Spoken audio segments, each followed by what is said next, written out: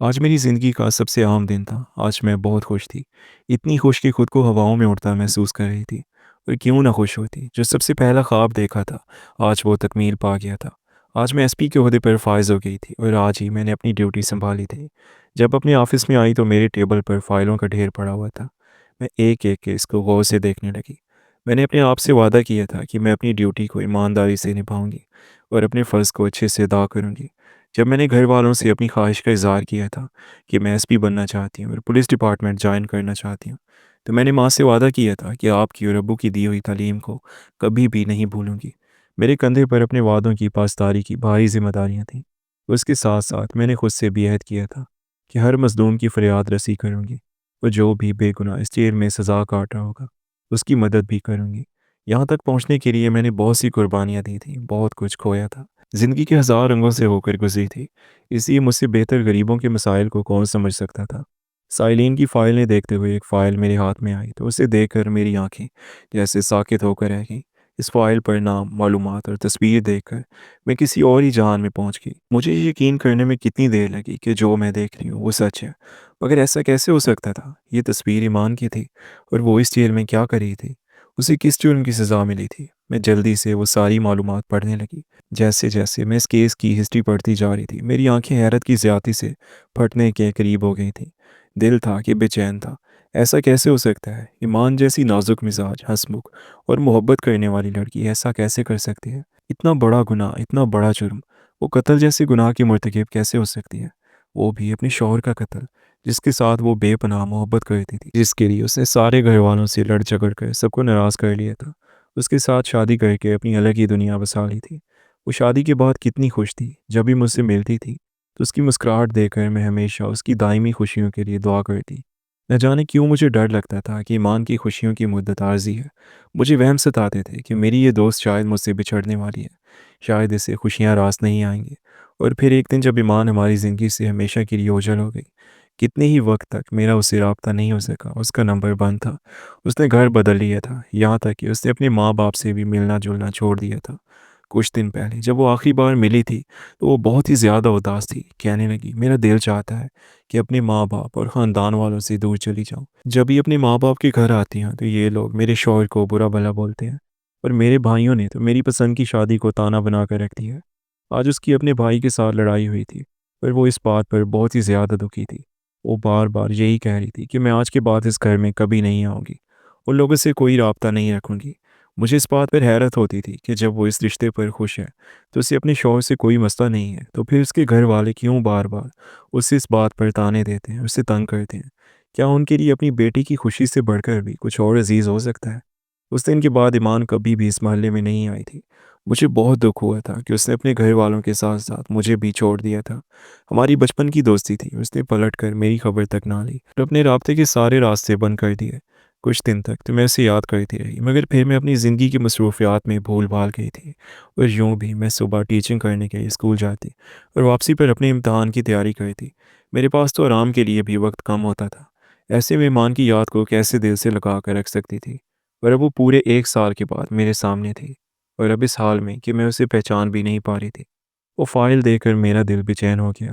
मैंने इंस्पेक्टर को अपने पास बुलाया, उसके सामने ये फ़ाइल रखी। उसने मेरे शक की तस्दीक कर दी। मैं जो दिल ही दिल में दुआ मांग रही थी कि ये मेरी दोस्त ना हो, मगर ये वही थी। उस पर कत्ल का मुकदमा था, उससे सज़ा हो गई थी और उम्र भर उसने इसी जेल की सलाखों के पीछे ही कैद रहना था। मेरा दिल नहीं मानता था कि ईमान ऐसा कर सकती है। मैंने इंस्पेक्टर पर अपना और ईमान का रिश्ता ज़ाहिर किए बगैर उससे मिलने की ख्वाहिश ज़ाहिर की। वो मुझे जेल के इस बैरक में ले गया जहाँ बहुत सारी औरतें जमा थीं और हर किसी के चेहरे पर अपनी ही एक कहानी थी। जेल के कांस्टेबल ने जब भारी लोहे का दरवाज़ा चिड़चिड़ाहट के साथ खोला तो अंदर की हबसज़दा हवा ने मेरे अंदर एक अजीब सी घुटन भर दी। मैंने कदम तो अंदर रख दिए थे मगर मेरा दिल जैसे सीने से बाहर निकलने को बेताब था। सामने बेंच पर एक साया सा बैठा था, दुबला पतला झुका हुआ वजूद।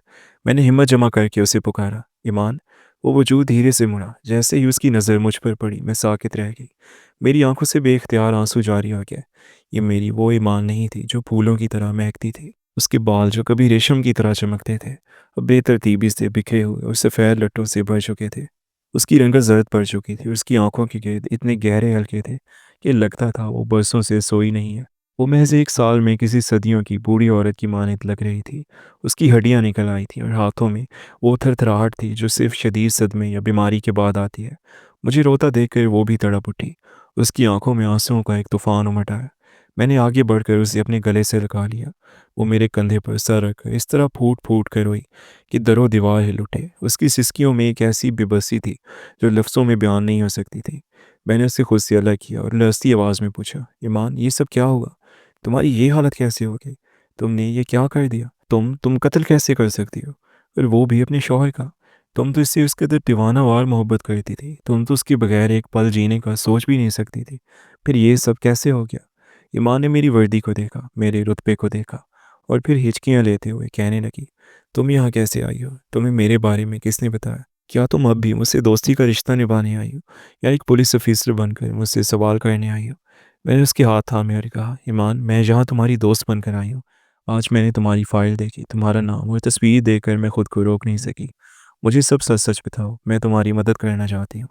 ईमान ने गहरी सांस ली, उसकी आंखें दूर खला में घूरने लगी, जैसे वो माजी के इन भयानक मनाजिर को दोबारा देख रही हो। उसने कहना शुरू किया, तुम जिसे मेरी मोहब्बत समझती थी, वो मेरे लिए एक डरावना ख्वाब बन गई थी। जिस शख्स के लिए मैंने सब कुछ छोड़ा, शादी के कुछ ही अरसे बाद उसका असली चेहरा मेरे सामने आ गया। वो कोई आम इंसान नहीं था, बल्कि एक निहायत ख़तरनाक और मुजरिम पेशा शख्स था। वो मंशियात का इस कदर आदी था कि उसे अपने होशो हवास तक नहीं रहते थे। उसके दिन का आगाज़ नशे से होता और रात का इख्तिताम गुनाहों पर। ईमान की आवाज़ में लर्जिश बढ़ गई। वो बताने लगी, वो सिर्फ खुद नशा नहीं करता था, बल्कि उसका घर मुजरिमों का गढ़ बन चुका था। हर रोज़ हमारे घर में ऐसे खौफनाक शक्लों वाले लोग आते, जिन्हें देखकर मेरा कलेजा मुँह को आता था। वो लोग वहाँ बैठकर मंशियात का लेन-देन करते, गंदी ज़बान इस्तेमाल करते और घंटों नशे में धुत रहते। मेरा शौहर उनके साथ मिलकर जराइम की मंसूबाबंदियाँ करता। मैंने कितनी बार उसके पाँव पकड़े, उसे वास्ते दिए कि खुदा के लिए ये सब छोड़ दो। हमें हलाल की 2 रोटी भी मुयस्सर हुई तो मैं खुश रहूँगी, मगर वो मुझे धक्के देकर गिरा देता। उसने अपनी कमीज़ की आस्तीन थोड़ी ऊपर की, जहाँ अब भी पुराने ज़ख्मों के निशानात थे। वो जब नशे में होता तो उसे ये भी याद ना रहता कि मैं उसकी बीवी हूँ। वो इन गलत लोगों के सामने मेरी तस्दीर करता। वो लोग जब घर में आते तो मेरी रूह तक काँप जाती थी। वो सब के सब मुजरिम थे। किसी पर चोरी का केस था तो किसी पर डकैती का। मेरा शौहर उनका सरगना बनता जा रहा था। मुझे हर वक्त ये डर रहता था कि किसी दिन इस घर में कोई बड़ी वारदात हो जाएगी। ईमान ने अपनी कहानी जारी रखते हुए कहा, एक रात, वो रात मैं कभी नहीं भूल सकती। उसके वही मुजरिम पेशा दोस्त घर में मौजूद थे। उनके दरमियान पैसों की तकसीम पर सख्त झगड़ा हुआ। मेरा शौहर उस वक्त शदीद नशे में था। वो उन पर चिल्ला रहा था, उन्हें गालियाँ दे रहा था। मैं दूसरे कमरे में छुपी ये सब सुन रही थी और काँप रही थी। अचानक से गोली चलने की आवाज़ आई। मैं भागती हुई वहाँ पहुँची तो मेरा शौहर खून में लथपथ फर्श पर गिरा हुआ था। उसके वो दोस्त पिस्तौल वहीं फेंक कर फरार हो रहे थे। ईमान के आंसू अब उसके गालों पर बह रहे थे। मैंने उसे तड़पते देखा। मैंने उसका सर अपनी गोद में रखा। मैं चाहती थी कि वो जिंदा रहे। मैंने चीख चीख कर लोगों को मदद के लिए बुलाया। मेरे पूरे कपड़े उसके खून से रंग गए थे। लेकिन जब पुलिस आई तो उन्होंने सिर्फ मुझे वहाँ देखा। पिस्टल पर मेरे निशानात थे क्योंकि मैंने उसे हटाने की कोशिश की थी। कपड़ों पर खून था और घर का दरवाज़ा अंदर से बंद था। मुजरिम इतनी सफाई से निकल गए कि सारा मलबा मुझ पर आ गिरा। वो ज़ोर-ज़ोर से हँसने लगी। एक ऐसी हँसी जिसमें सिर्फ़ दुःख था। लोगों ने कहा कि बीवी ने तंग आकर शौहर को कत्ल कर दिया। किसी ने ये नहीं देखा कि वो शौहर कैसा था। किसी ने इन मुजरिमों का पीछा नहीं किया, जो रोज़ हमारे घर आते थे। मुझ पर शौहर के कत्ल का लेबल लगा दिया गया, जबकि मैंने तो उसे बचाने की कोशिश की थी। मैं बेगुनाह हूँ। मैंने कत्ल नहीं किया। मुझे एक ऐसी साज़िश में फँसाया गया है, जिसका सिरा ढूँढना अब शायद मुमकिन नहीं रहा। ईमान की ये बातें सुनकर मेरे रोंगटे खड़े हो गए। वो लड़की जो कभी तितलियों के पीछे भागती थी, आज मंशियात फ़रोशियों और कातलों की बिछाई हुई बसात पर मोहरा बन चुकी थी। मुझे उसकी बेगुनाही पर पूरा यकीन था क्योंकि मैं उसकी फ़ितरत से वाकिफ़ थी। वो इतनी कमज़ोर हो चुकी थी कि उसे देखकर लगता था कि अगर उसे जल्द इस कैद से ना निकाला गया तो ये दीवारें उसे निकल जाएंगी। जेल की इस तारीक कोठरी में जब ईमान ने अपनी आप बीती सुनाई तो मेरे रोंगटे खड़े हो गए। वो लड़की जो कभी फूलों की तरह नाजुक थी, आज तपती धूप में मुरझाए हुए पौधे की मानद लग रही थी। उसकी आंखों में छुपा कुर्ब और उसके लहजे की थकन ये बताने के लिए काफ़ी थी कि उस पर क्या गुजरी है। जब मैंने उसकी कहानी सुनी तो किस तरह उसके शौहर के मुजरिम पेशा दोस्तों ने उसे कत्ल किया और सारा इल्ज़ाम ईमान पर डाल दिया, तो मेरा खून खौलने लगा। मैंने उसे गले लगाया, उसके कान में सरगोशी की। ईमान, तुम अकेली नहीं हो। मेरी वर्दी पर लगे ये सितारे तभी चमकेंगे जब मैं तुम्हें साफ दिला पाऊंगी। मैं जब जेल से बाहर निकली तो आसमान पर तारे चमक रहे थे, मगर मेरा दिल बोझल था। मैंने उसी वक्त फ़ैसला कर लिया था कि मैं इस केस की बुनियादें हिला कर रख दूँगी। अगले दिन ऑफ़िस पहुँचते ही मैंने वो पुरानी फ़ाइल तलब की, जिस पर शौहर का कत्ल दर्ज था। मैंने एक-एक गवाह का बयान पढ़ा, एक-एक सबूत का जायज़ा लिया। हर चीज़ इतनी सफ़ाई से तरतीब दी गई थी कि कोई भी आम ऑफ़िसर इसे सच मान लेता। मगर मैं जानती थी कि सच वो नहीं जो नज़र आ रहा है, बल्कि सच वो है जो ईमान की आँखों में छुपा है। मैंने अपने सबसे काबिल-एतमाद कांस्टेबल सलीम को अपने कमरे में बुलाया। सलीम ना सिर्फ़ एक बहादुर सिपाही था, बल्कि वो भेस बदलने में भी कमाल रखता था। मैंने उसे फ़ाइल दिखाई और कहा, "सलीम, ये वो मुजरिम है जिन्होंने एक मासूम लड़की की ज़िंदगी तबाह कर दी है। तुम्हें इनके गिरोह में शामिल होना होगा। ये ख़तरनाक है, शायद तुम्हारी जान भी जा सकती है, मगर इंसाफ की खातिर हमें ये ख़तरा मोल लेना होगा।" सलीम ने बगैर किसी हिचकिचाहट के हामी भर ली। उसने एक नशेई और मामूली चोर का रूप धारा। गंदे कपड़े, बिखरे बाल और चेहरे पर कई दिन की थकन सजाए वो इन मुजरिमों के अड्डों पर मंडलाने लगा। हफ्तों की मेहनत के बाद वो उनके गिरोह के कारिंदे कालू का इत्मीनान जीतने में कामयाब हो गया। कालू उन लोगों में से था जो ईमान के शौहर के साथ उठते बैठते थे। सलीम ने उनके साथ दिन रात गुजारे, उनकी तरह नशे का नाटक किया और उनकी हर मशकूक सरगर्मी पर नज़र रखी। कई रातें मैं बेख्वाबी में गुजार दी, सलीम के पैगाम का इंतज़ार करती। एक रात सलीम ने मुझे खुफिया जगह पर बुलाया। उसके चेहरे पर थकन थी, मगर आंखों में कामयाबी की चमक। उसने बताया, "मैडम, ये लोग सिर्फ कातिल नहीं, ये नफसियाती मरीज़ भी हैं। उनका एक साथी जिसका नाम शेरा है, इसे अपनी ताकत दिखाने का बहुत शौक है। वो जब भी किसी को कत्ल करते हैं या कोई वारदात करते हैं, तो वो उसकी वीडियो बना लेता है ताकि बाकियों को डरा कर रख सके। उसने ईमान के शौहर के कत्ल की वीडियो भी अपने मोबाइल में महफूज कर रखी है। ये सुनकर मेरे दिल की धड़कन तेज़ हो गई। ये वो सबूत था जो पांसा पलट सकता था। सलीम ने अपनी जान पर खेल कर एक रात जब वो सब नशे में धुत बेहोश पड़े थे, शेरा का मोबाइल हासिल किया और वो वीडियो अपने फ़ोन में मुंतकिल कर ली। जब वो वीडियो मैंने अपने लैपटॉप पर देखी तो मेरे हाथ कांपने लगे। इसमें साफ नज़र आ रहा था कि किस तरह इन दरिंदों ने एक गैर मामूली झगड़े पर ईमान के शौहर को गोली मारी और फिर पिस्टल को ईमान के करीब फेंक कर फरार हो गया। ईमान, जो दूसरे कमरे से भागती हुई आई, उसने नासमझी में वो पिस्टल उठा लिया और वही उसकी सबसे बड़ी गलती बन गई। मैंने वो वीडियो और दीगर तमाम शवाहिद लेकर अदालत का दरवाज़ा खटखटाया। ये केस दोबारा खुला तो पूरे शहर में हलचल मच गई, मगर मैं अपने मौक़िफ़ पर डटी रही। अदालत में जब वो वीडियो चलाई गई तो कमरे में मौजूद हर शख्स की आंखें खुली की खुली रह गईं। ईमान, जो कटहरे में सर झुकाए खड़ी थी, धाड़े मार मार कर रोने लगी। जज ने तमाम सबूतों का बगौर जायज़ा लिया और अपना तारीखी फैसला सुनाया। ईमान को तमाम इल्ज़ामात से बाइज्जत बरी कर दिया गया और इन असल मुजरिमों को गिरफ्तार करके इबरतनाक सज़ाएं सुनाई गईं। जब जज ने बाइज्जत बरी के अल्फाज अदा किए, तो मुझे ऐसा लगा जैसे मेरे सर से एक बहुत बड़ा बोझ उतर गया हो। मैंने लपक कर ईमान को गले लगाया। वो आज़ाद थी। वो अब एक कातला नहीं थी, बल्कि वो एक मज़लूम लड़की थी, जिसे उसकी सहेली ने बचा लिया था। मैंने सोचा था कि ईमान की रिहाई की खबर सुनकर उसके घर वाले खुशी से निहाल हो जाएंगे। मैं उसे लेकर उसके आबाई मोहल्ले पहुंची। वहाँ की गलियां वैसी ही थीं, मगर लोगों के दिल बदल चुके थे।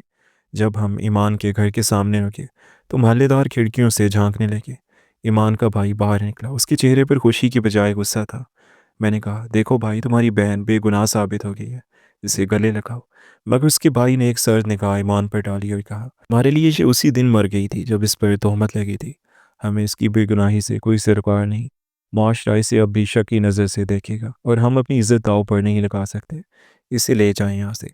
हमारा इससे कोई रिश्ता नहीं।"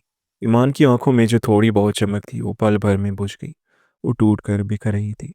उसकी अपनी वालिदैन ने भी दरवाजे के पीछे से उसे एक बार भी बाहर आकर नहीं देखा। मैंने ईमान का हाथ मजबूती से थामा। मेरा दिल खून के आंसू रो रहा था। मैंने उनके घर वालों से कहा, "आज आपने एक मासूम बेटी को ठुकरा कर अपनी छोटी सोच का सबूत दिया है। याद रखिएगा, ईमान अब अकेली नहीं है। ये मेरे घर रहेगी, मेरी बहन बनकर।" मैं ईमान को अपने सरकारी बंगले पर ले आई। वहाँ का माहौल पुरसुकून और हरा भरा था। मैंने उसके लिए एक बेहतरीन कमरा तैयार करवाया। उसे वो तमाम सहूलियात दी जो एक इज़्ज़तदार खातून को मिलनी चाहिए। शुरू के चंद माह ईमान खामोश रहती थी। वो रातों को उठकर रोने लगती। उसे अब भी जेल की सलाखों का वहम होता। मैंने उसकी नफ्सियाती मदद भी की। उसे हल पर यह एहसास दिलाया कि वो महफूज है। उसे कभी माजी में गुम होने के लिए अकेला नहीं छोड़ा। मैंने उसे मशवरा दिया कि वो अपनी पढ़ाई मुकम्मल कर ले या फिर कोई हुनर सीख ले जिसको वो इस्तेमाल में लाकर अपने पैरों पर खड़ी हो जाए। ऐसा नहीं था कि मेरी सहेली मुझ पर भारी थी, बल्कि मैं ये चाहती थी कि उसके दिल में किसी किस्म का एहसास महरूमी ना रहे। वो हर वक्त एहसास नदामत की वजह से झुकी नज़रों के साथ रहती थी। उसे लगता था कि जो कुछ भी हुआ है उसमें उसी की गलती है। ना वो इन मोहब्बत के चक्करों में पड़ती, ना अपनी पढ़ाई बीच में छोड़ती, और ना उसके घर वाले नाराज़ होते, और ना ये सब होता। मैंने उसे इस एहसास से निकालने में बहुत मदद दी थी।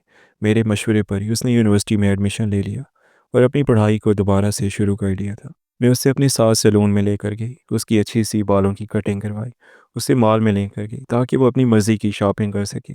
मेरी ज़रा सी मेहनत के बाद वो पहले जैसी ईमान बन गई थी, बिल्कुल वैसी ही ईमान जैसी वो माजी में थी। हंसमुख, खुश अखलाक। मैंने उसे एहसास दिलाया कि जो कुछ भी गलत हुआ है उसमें उसकी कोई गलती नहीं है। वो इस ज़िंदगी का एक गलत फ़ैसला था, और एक गलत फ़ैसले को पूरी ज़िंदगी पर मुहीत नहीं कर सकते। वक्त गुजरता गया और ईमान के ज़ख्म बढ़ने लगे। उसकी रंगत में निखार आने लगा और उसकी वो पुरानी हंसी लौट आई। इसी दौरान मेरे महकमे में एक कांस्टेबल था जिसका नाम अरशद था। अरशद एक इंतहाई शरीफ नफ्स, ईमानदार और हमदर्द इंसान था। वो ईमान की पूरी कहानी से वाकिफ़ था, उसकी हिम्मत की दिल से कदर करता था। उसने मुझसे इज़हार किया कि वो ईमान का सहारा बनना चाहता है। मैंने ईमान से इस बारे में बात की। वो पहले तो हिचकिचाई, उसने इनकार भी किया कि शायद वो अपने शौहर को वो सब ना दे सके जिसका वो हकदार है। शायद वो कभी उससे मोहब्बत ना कर सके, मगर मेरे समझाने पर वो मान गई। अरशद की शराफत और खुलूस देखकर उसने हामी भर ली। मैंने अपने बंगले के ऐलान में एक सादा सी पुरवकार तकरीब का इनकाद किया। मैंने खुद ईमान के माँ बाप बहन भाइयों की जगह खड़े होकर ईमान का निकाह पढ़वाया और उसे रुखसत कर दिया। उसे इस बात का वादा किया कि कभी भी इस घर को गैर मत समझना, हमेशा इसको अपना मैका समझना, कभी भी खुद को अकेला मत समझना। मैं हमेशा से तुम्हारे साथ हूँ, ज़िंदगी में कुछ भी हो जाए, मगर मैं तुम्हें कभी अकेला नहीं छोड़ूंगी। आज ईमान अपने घर में बहुत खुश है। अरशद उसे बहुत प्यार देता है, उसकी हर ज़रूरत का ख्याल रखता है। जब भी मैं उसके घर जाती हूँ और उसे खुश देखती हूँ तो मुझे अपनी कामयाबी मुकम्मल लगती है। मुझे फ़ख्र है कि मैंने ना सिर्फ एक मुजरिम को सज़ा दिलवाई, बल्कि एक बिखरी हुई ज़िंदगी को दोबारा जोड़कर इसे खूबसूरत मंजिल तक पहुंचाया। मेरी वर्दी के सितारे आज वाकई चमक रहे थे, क्योंकि मैंने एक दोस्त का हक अदा कर दिया था। मैंने खुद भी एक अच्छे पढ़े लिखे और मुअज़्ज़ज़ इंसान से शादी कर ली थी और अपनी ज़िंदगी को नए सिरे से शुरू कर लिया था।